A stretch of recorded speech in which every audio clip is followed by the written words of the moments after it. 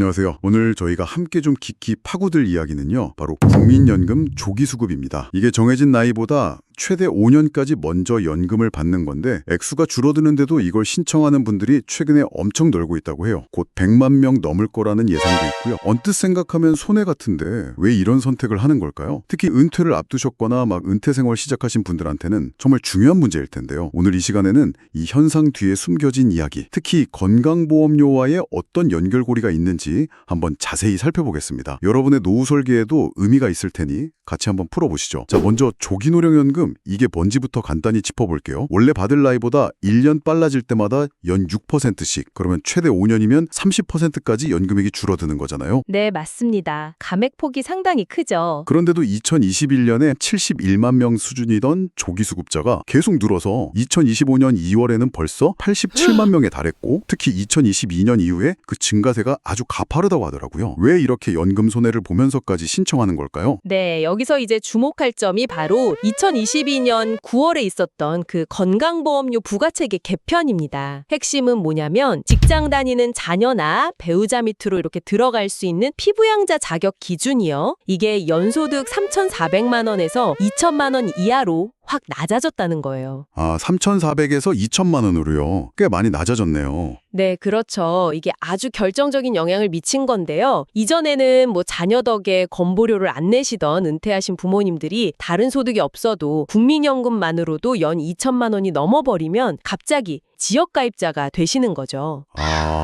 피부양자에서 탈락해서요. 네.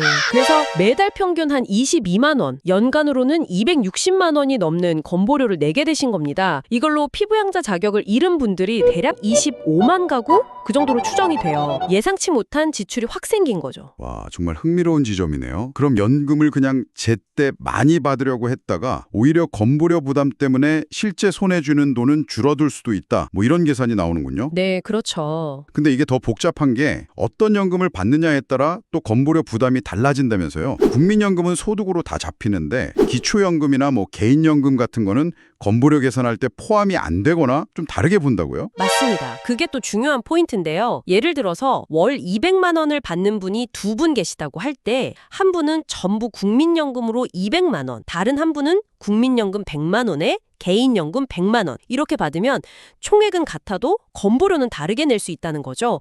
이게 바로 역차별 논란이 나오는 지점이고요. 받는 돈은 같은데 부담은 다르다. 여기서 이제 그 역인센티브라는 말이 나오는 거군요. 네, 바로 그겁니다.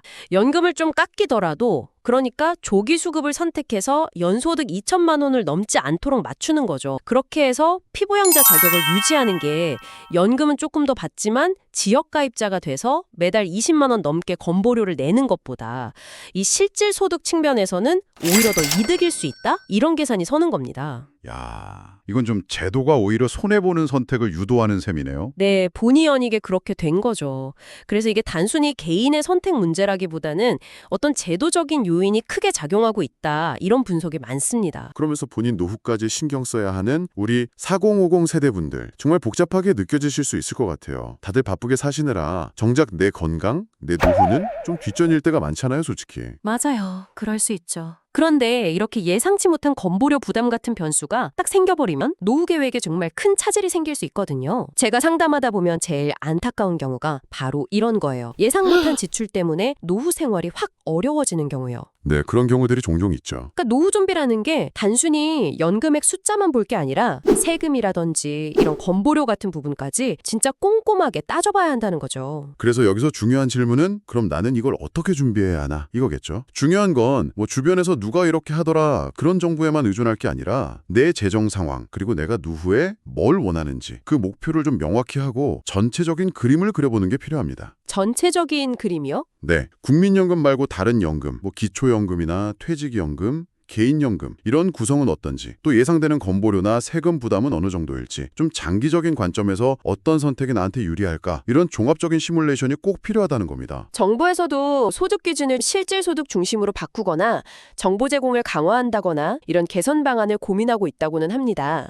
그래도 중요한 건 지금부터라도 제대로 알고 준비하면 든든한 노후를 만들 수 있다는 거죠. 네, 오늘 이야기를 좀 정리해보면요. 국민연금 조기 수급이 늘어나는 게 단순히 개인들이 그냥 일찍 받고 싶어서라기보다는 이 건강보험료 제도 변화와 맞물려서 돌아가는 좀 복잡한 문제다. 이렇게 볼 수 있겠네요. 네, 그렇습니다. 복합적인 요인이 작용한 거죠. 오늘 이야기 들으셨으니까요. 잠시 시간을 내서 나의 예상 연금액은 얼마쯤 될까? 혹시 내 경우에는 건보료 피부양자 자격에 변동이 없을까? 이런 걸 한번 점검해 보시는 건 어떨까요? 당장 눈앞에 액수뿐만 아니라 건보료나 세금까지 다 고려한 실질 소득을 파악하는 것. 이게 정말 든든한 노후 준비의 첫걸음이 될 겁니다. 만약 혼자 보시기 좀 막막하시다면 언제든 전문가에게 편하게 물어보시는 것도 좋고요. 네, 그게 중요하죠. 마지막으로 이런 질문을 한번 던져보고 싶습니다. 단순히 이런 숫자 계상을 넘어서 이렇게 복잡하게 얽힌 제도가 과연 우리의 노후 안정감 자체에는 어떤 영향을 미치고 있을까요? 제도를 잘 알아야만, 잘 이용해야만 손해를 보지 않는다는 이 현실이 우리가 정말 꿈꾸는 진정으로 안심할 수 있는 노후와는 혹시 거리가 있는 것은 아닐까? 한번쯤 생각해 보시면 좋겠습니다.